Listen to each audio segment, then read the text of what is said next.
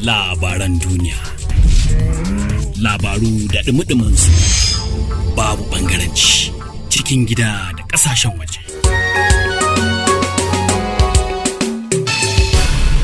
Unity.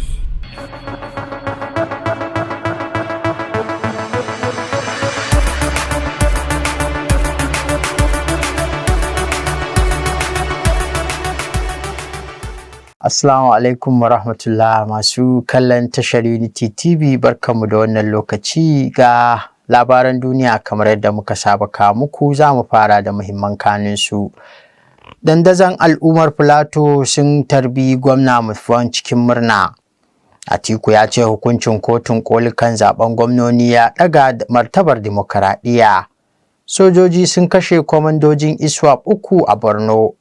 A labarin ƙetare kuwa, an haifi wasu tagwaye 'yan a shekara daban-daban a Amurka. Sai kuma a fagen wasanni, inda za mu labarta muku cewa an fara gasar kofin nahiyar Afirka ta AFCON.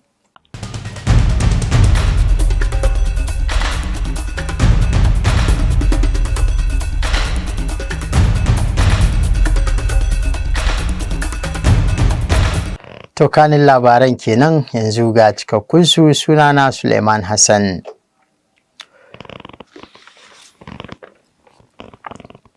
A ranar Asabar 13 ga watan Janairun nan na shekarar 2024, al'ummar jihar Filato da dama suka yi dandazo domin tarbar gwamnan jihar Barista Caleb Manasseh Mutfwang. Gwamnan, wanda ya dawo daga birnin tarayya bayan nasarar da ya samu a kotun koli wadda ta tabbatar masa da zama cikakken gwamnan jihar, ya samu tarbar daga gwamman masoya a filin jirgin sama da ke Haifan.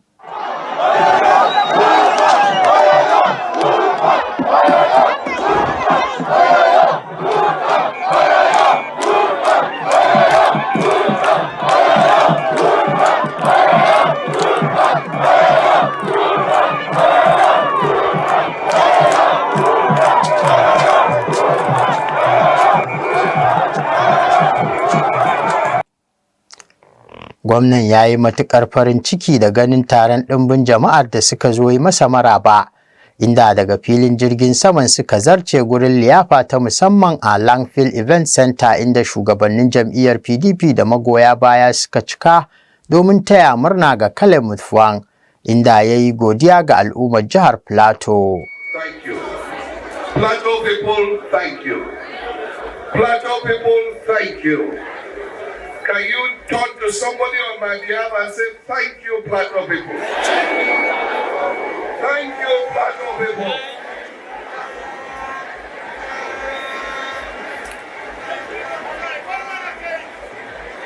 Can we wave our hands together and say, thank you to God?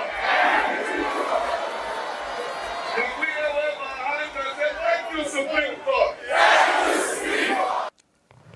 Babban jagora a jam'iyyar PDP Alhaji Yahaya Kwande ya nuna matuƙar farin ciki a wajen liyafar, tare da jan hankalin al'umma kan haɗin kai.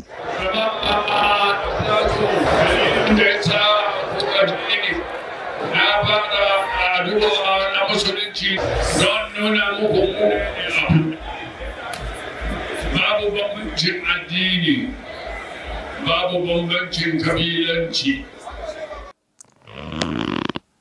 Babban sakataren hukumar tattara kudaden haraji ta jihar Filato, wato PSRRS a turance a takaice, Jim Pam Wayas, ya mika sakon shi na taya murna ga gwamnan jihar Filato Barista Caleb Manasseh Mutfwang game da nasarar da ya samu a kotun koli da ta tabbatar masa da nasara a ranar Juma'a 12 ga watan Janairun nan na shekarar 2024, inda aka tabbatar da shi a matsayin zababben gwamnan jihar Filato.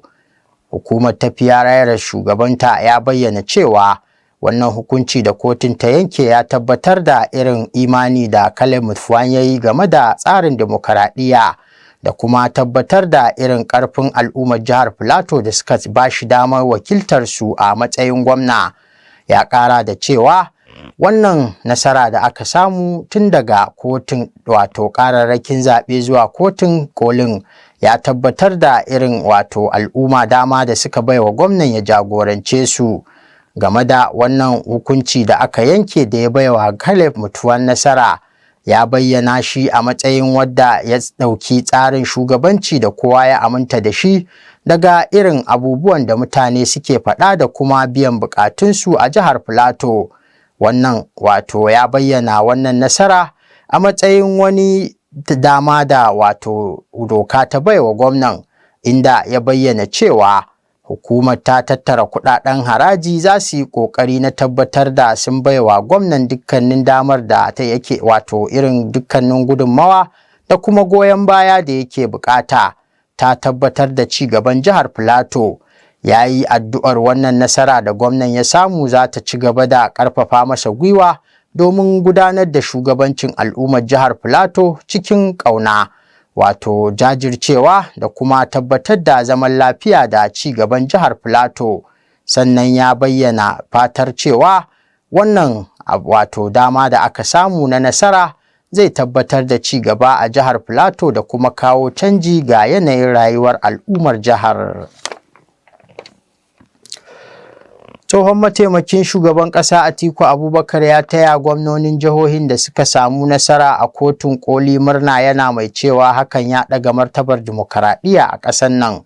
Cikin wata sanarwa da mai magana da yawunsa Debo Ologunaba ya fitar, Atiku Abubakar ya ce hukuncin kotun kolin ya tabbatar da nasarar al'ummar jihohin Bauchi, Plateau, Akwa Ibom da Zamfara. Atiku, wanda shine ɗan takarar shugaban ƙasa na jam'iyyar PDP a zaben 2023, ya kuma mika saƙon taya murna ga gwamnan jihar Kano Abba Kabir Yusuf na jam'iyyar NNPP kan nasarar da ya samu a kotun koli. Haka kuma a cikin saƙon da ya wallafa a shafukansa na sada zumunta, wazirin Adamawan ya ci gaba da cewa hukuncin kotun kolin ya tabbatar da irin ƙarfin da jam'iyyarsa ta PDP ke da shi a jihohin da take mulki. To har yanzu game da wannan batu dai, masana harkokin siyasa da shari'a a Najeriya na ci gaba da tofa albarkacin bakin su game da hukunce-hukuncen da kotun koli ta yanke game da zaben gwamnonin wasu jihohi 7 a ƙasar nan. Wasu masana fannin shari'a na ganin hukunce-hukuncen sun farfado da martabar bangaren shari'a a Najeriya. Wani lauya mai zaman kansa a birnin Abuja, Dr. Umar Mai Nasara Kogo, ya ce ya kamata a yaba wa bangaren shari'ar ƙasar nan, saboda hukunce-hukuncen sun taimaka wurin inganta martabar ɓangaren a idon al'umma. Ya ƙara da cewa alƙalan sun yi ƙoƙari saboda ba su bari ƙa'idojin zaɓe sun shafe dokokin ƙasa ba, kuma sun hana a ɗauko wasu al'amura da ba su shafi tsarin mulki da dokar ƙasa ba domin kawo cikas a harkar shari'a.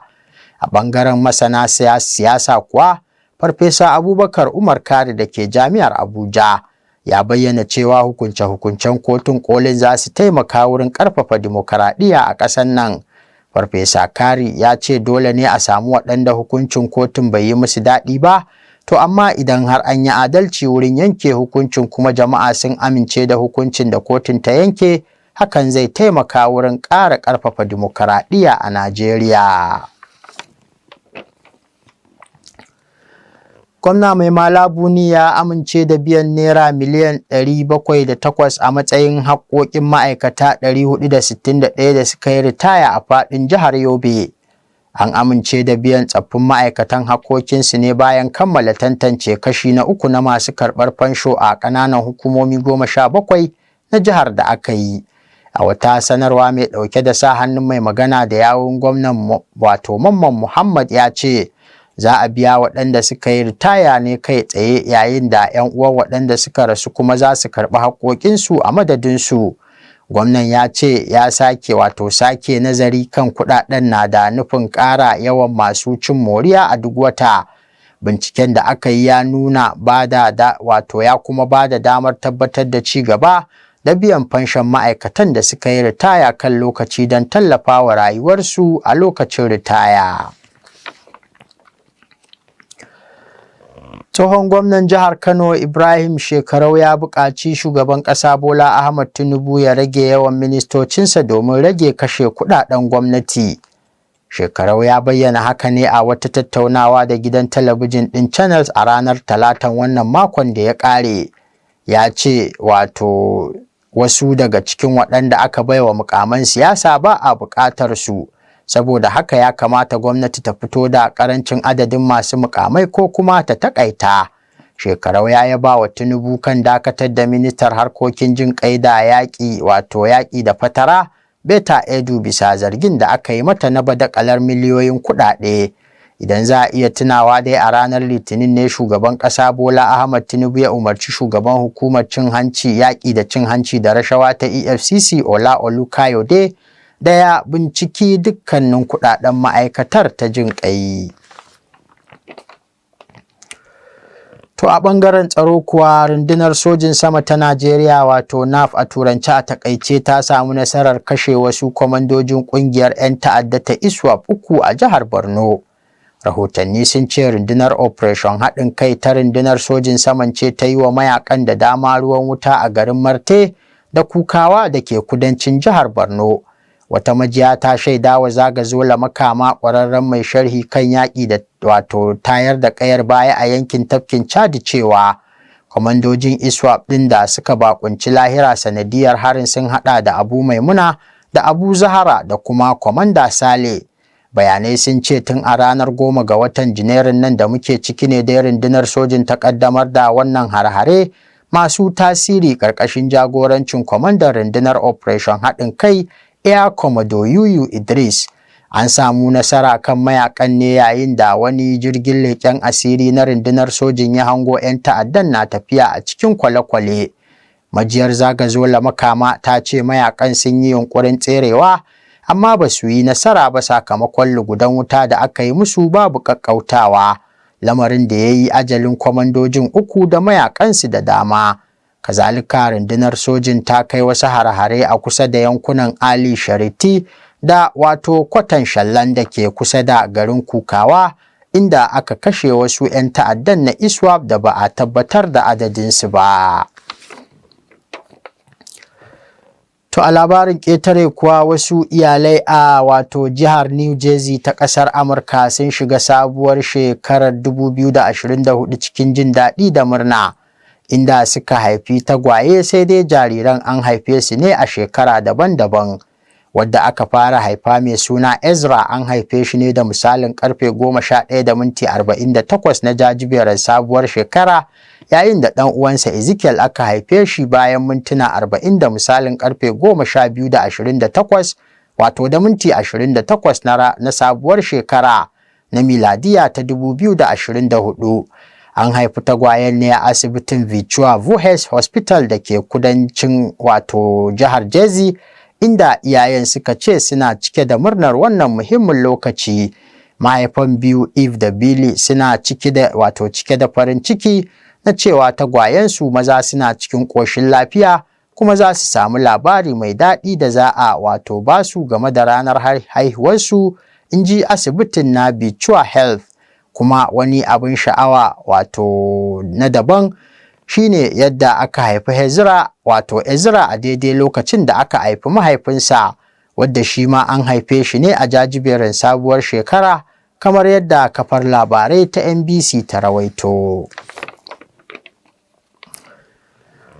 To a fagen wasanni kuwa an fara gasar kofin nahiyar Afirka ta AFCON ranar Asabar 13 ga watan Janairun nan na shekarar 2024 a Abidjan, babban birnin kasar Ivory Coast.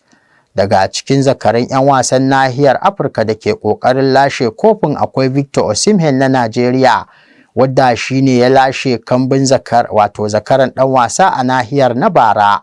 Akwai kuma Mohamed Salah na ƙasar Masar da suka fafata da Sadio Mane na Senegal da ta lashe kofin. Gasar tana wakana ne a karo na 34. Senegal za ta yi ƙoƙarin kare kofin wadda ta lashe a shekarar 2022 a Kamaru, yayin da ƙasashe irin su Najeriya, Morocco da Masar suka yunƙuro domin ganin sun raba ta da kofin. Wannan shine karo na farko cikin shekaru 40 da ƙasar Ivory Coast za ta karɓi bakuncin wasan. Ƙasashe 24 ne za su fafata a wannan gasa, wacce za a kammala ta a ranar 11 ga watan Fabrairu. Wasa na farko an kara ne tsakanin Ivory Coast mai masaukin baƙi da Guinea Bissau a filin wasa na Alassane Ouattara da ke Ebimpe mai ɗaukar mutane 60,000. Najeriya na rukuni na A mai ɗauke da ƙasashen Ivory Coast, Guinea-Bissau da kuma Equatorial Guinea. Ta wannan rahoto na fara gasar cin kofin nahiyar Afirka ta AFCON ne ya kawo mu ƙarshen wato labaran da muka yi wa mai kallo tanadi a daidai wannan lokaci. Daga nan tashar Unity TV da ke birnin Jos ɗin jihar Plateau a tsakiyar arewacin tarayyar Najeriya. Amma kamar yadda muka saba tunatar da ku kafin mu yi sallama, za ku iya ci gaba da bibiyar ƙayatattun shirye-shiryenmu domin kallon su a kafafenmu na sada zumunta da suka hada da Facebook, YouTube, Twitter, Instagram da sauransu, duk at Unity FM TV. To yanzu a madadin kowa da kowa, musamman injiniyar da ya yi tsayuwa irin ta mai daka domin tabbatar da zuwan labaran kan kwalbar talabijin da wayoyin hannunku, Awwal Ibrahim GSM. Ni Suleiman Hassan da na tace na karanto muku labaran nake mana fatan alheri, a ci gaba da kasancewa da tashar haɗin kan al'umma, murya cikin nazari. Labaran duniya. Labaru da ɗumi su, babu ɓangaranci, cikin gida da ƙasashen waje.